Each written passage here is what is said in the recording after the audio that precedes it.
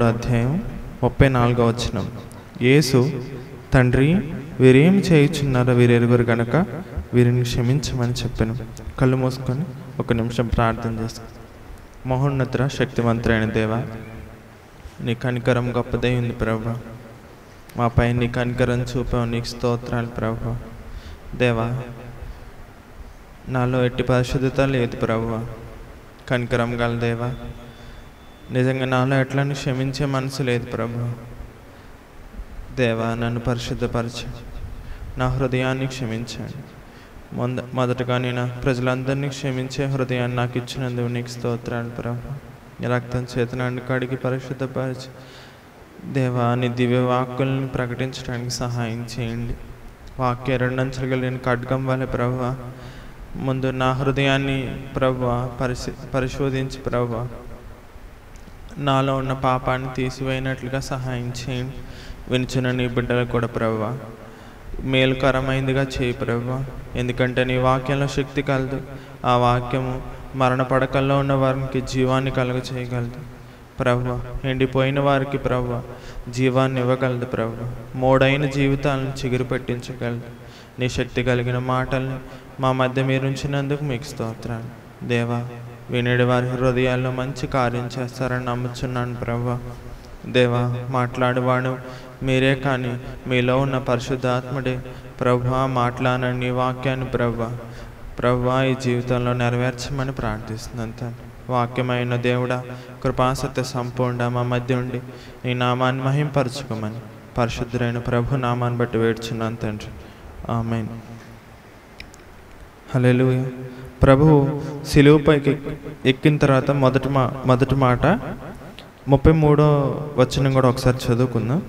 వారు కపాలం అనబడిన స్థలమునకు వచ్చినప్పుడు అక్కడ కుడివైపున ఒకనిని, ఎడమ వైపున ఒకనిని, ఆ నేరస్తులను ఆయనతో కూడా సిలువ వేసిరి.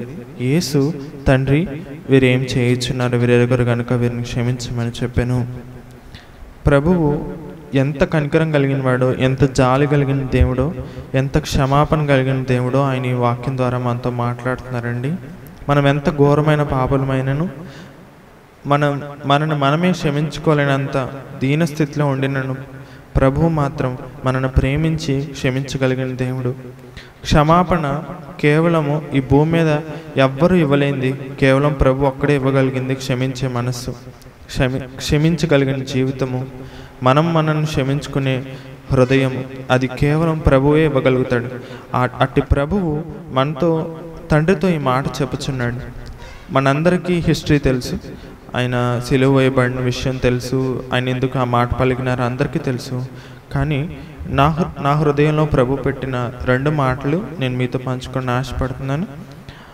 మాటలు ముఖ్యంగా దేని గురించి ప్రస్తావించాలని ఆశపడుతున్నానంటే, అసలు నిజంగా దేవుని హృదయము ఎలా క్షమించాడు, క్షమించటం అంటే ఏంటి ఆయన వర్సెస్లో ఉంది. మొదటి నుంచి నేను చదివి వినిపిస్తానండి. ఇజ్రాయేలు, నీ పాపం చేత నువ్వు కూలితివి గనుక నీ దేవుడైన యెహోవా తట్టుకు తిరుగుము.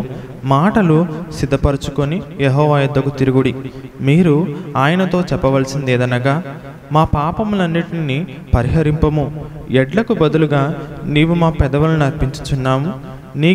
నీవు అంగీకరింపదగినవి అవే మాకున్నవి. అశ్షూరీయుల చేత రక్షణ నొందఘోరము. మేమికను గుర్రములను ఎక్కము. మీరే మా దేవుడని మేమిక మీదట మా చేతి పనులతో చెప్పము. తండ్రి లేని వారి ఎడల వాత్సల్యం చూపువాడవు నీవే కదా అని వారు ప్రార్థన చేశారు. దానికి దేవుడు, వారు విశ్వాసఘాతకులు కాకున్నట్లు నేను వారిని గుణపరచుదును. వారి మీదనున్న నా కోపము చల్లారను.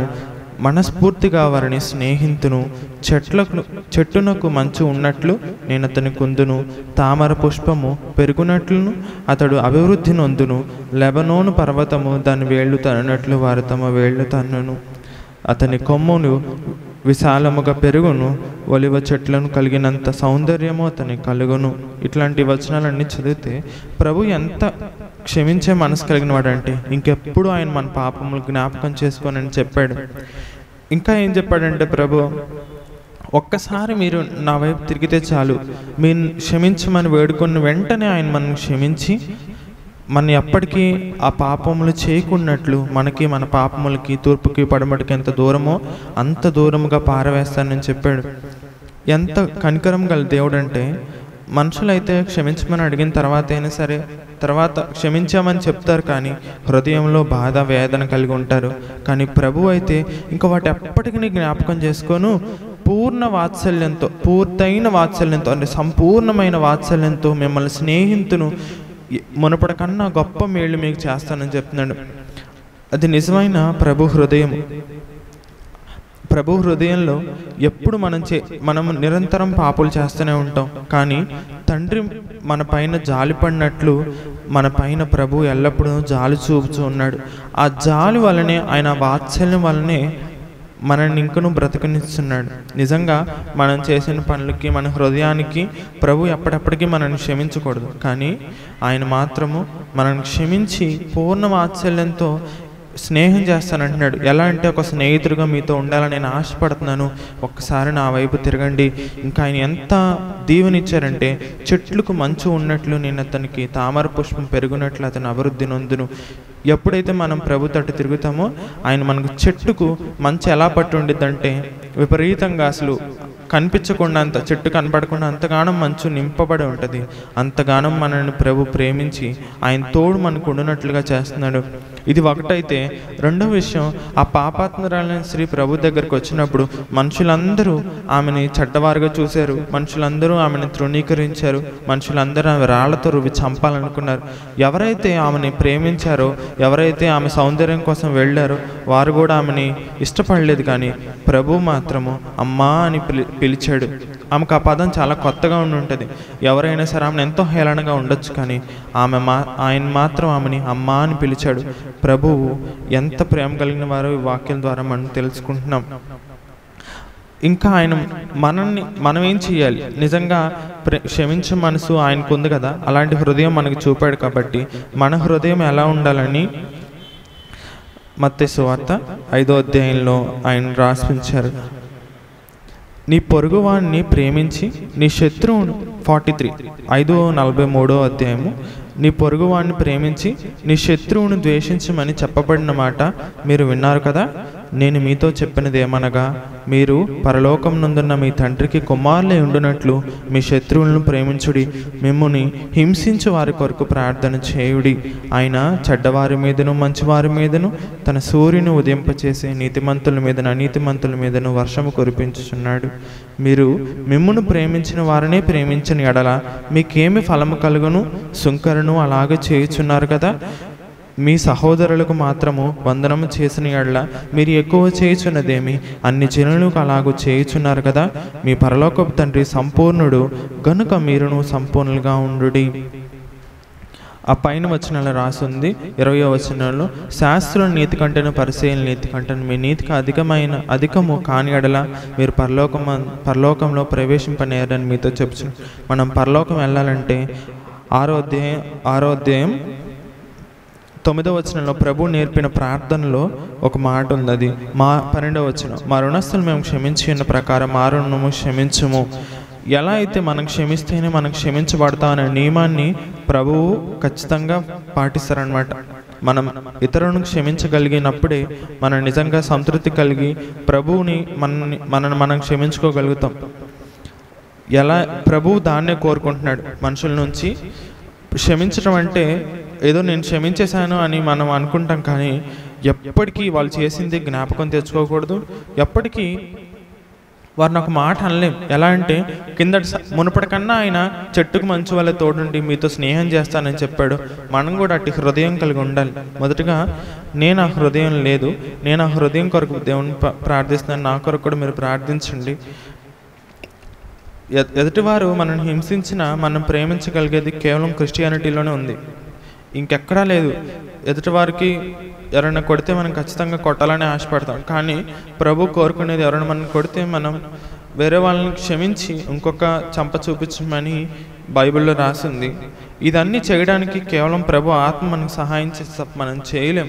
ఎందుకంటే మనం ఫ్లెష్లోనే బ్రతుకుతున్నాం, కానీ ఆత్మలో బ్రతకట్లేదు. కాబట్టి కేవలం మనం ఆత్మలో బ్రతికినప్పుడే ఎదుటి వారిని క్షమించే మనస్సు మనం క్షమించుకునే మనసు, ప్రభు దగ్గర పాప క్షమాపణ పొందుకోగలుగుతాం. దేవుడు ఎంత ప్రేమ కలిగిన దేవుడో మనం చూసాం కాబట్టి మనం కూడా ఈ లోకానికి అటు ప్రేమను ప్రకటించాలి. ఎందుకంటే మనల్ని పరలోకానికి చేర్చేది కేవలం ప్రేమే. దేవుడు వచనంలో క్లారిటీగా రాశాడు, విశ్వాసము, నిరీక్షణ, ప్రేమ, ఈ మూడు నిలుచును, కానీ ప్రేమయే శాశ్వతమైంది, ప్రేమయే ముఖ్యమైంది. ప్రేమ కలిగి ఉండడమే ప్రభు మనకు నేర్పిన గొప్ప విషయం. కాబట్టి మనందరము ప్రభు ఇచ్చిన క్షమాపణ పొందుకున్న వారమే. మనకేం క్షమాపణ గురించి తెలియదేం లేదు, కానీ ఎదుటి వారిని క్షమించడంలోనే మన గొప్పతనం ఉంది. మన ప్రభువుని మనం చూపించింది అక్కడే. కేవలం మనల్ని మనమే క్షమించుకోలేని పరిస్థితులు ఎన్నో ఉంటాయి, కానీ ఎదుటి వారిని క్షమించి కిందటి ప్రేమ ఏదైతే మొదటి ప్రేమ ఉందో, మొదటిగా వారిని ఎంతగా ప్రేమించామో చివరి వరకు అదే ప్రేమ మన పైన ప్రభు ఎలా చూపించున్నాడో ఇతరుల పట్ల కూడా మనం ఆ ప్రేమను చూపించటమే ప్రభు నిజమైన కోరుకుంటున్న మనస్సు. ఆయన ఎలా అయితే నా దగ్గరకు వస్తే చాలు, నేను ఎప్పటికీ మీ మీద కోప్పడను. ఇంకో యెషయా గ్రంథంలో రాసి ఉంటుంది, నేను మీద ఎప్పటికీ మీ మీద కోప్పడను, నేను ఎంతో స్నేహం చేస్తాను మీతో అని ఎంత ప్రేమ కలిగిన ప్రభు మాటలు వింటున్నాం. కాబట్టి మనం కూడా అట్టి ప్రేమ కలిగిన దేవుని కలిగి ఉన్న మనం కూడా ఇతరుల పట్ల ప్రేమ చూపి అట్టి శ్రమించే మనసు మనకు కావాలి. క్షమించడం అంటే నోటితో చెప్పే మాట కాదు, క్షమాపణ అడగటం అంటే నోటితో అడిగే మాట కాదు, కానీ ఎప్పటికీ జ్ఞాపకం తెచ్చుకోకూడదు. వారు చేసిన అతిక్రమమునైనా, వాళ్ళు చేసిన పాపమునైనా ఎప్పటికీ జ్ఞాపకం తెచ్చుకోకూడదు. ప్రభు నాతో ఈ మాటలు ఎన్నోసార్లు మాట్లాడారు. నిజంగా నువ్వు నన్ను ప్రేమించినట్లయితే ఎదుటి వారిని క్షమించాలి, ఎందుకంటే నేను నిన్ను క్షమించాను. క్షమాపణ అంటే నువ్వు మాటల్లో చెప్పేది కాదు. ఎప్పుడు వారు చేసింది ఎప్పటికీ నీకు గుర్తు రాకూడదు. వారు ఒకవేళ గుర్తొచ్చినా నా ప్రేమ నిన్ను దాన్ని కప్పివేయాలి, కానీ వారి పైన వారు చేసిన క్రియలు నా ప్రేమను కప్పివేయకూడదు.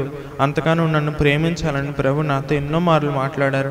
ఎలా అయితే నేను నీకు స్నేహిస్తున్నానో, ఎలా అయితే నీతో నేను విడిచిపెట్టకుండా నడుస్తున్నానో, ఎలా అయితే నేను ఎన్నో మార్లు అడిగాను ప్రభుని, నేను ఏదైనా తప్పిదం చేసినప్పుడు, ప్రభువా నన్ను ఇంకా ప్రేమిస్తున్నావంటే, నా ప్రేమ 2-3 సార్లు నేను నిన్ను ప్రేమిస్తున్నానని చెప్పి 3వ మారు నాతో అన్నమాట, నా ప్రేమ మంచిగా ఉన్నప్పుడు ఒకలాగా, చెడ్డగా ఉన్నప్పుడు ఒకలాగా ఉండేది కాదు. నా ప్రేమ నీపై ఎల్లప్పుడూ నిలిచి ఉండేది. దేవుడు ఆ మాటతో నా హృదయాన్ని తెరవచేసాడు. నేను ఎంతో సంతోషపడుతున్నాను. మీ హృదయంలో కూడా ఈ దివ్యమైన వాక్కుల చేత బలపరచబడ్డారని కోరుకుంటున్నాను.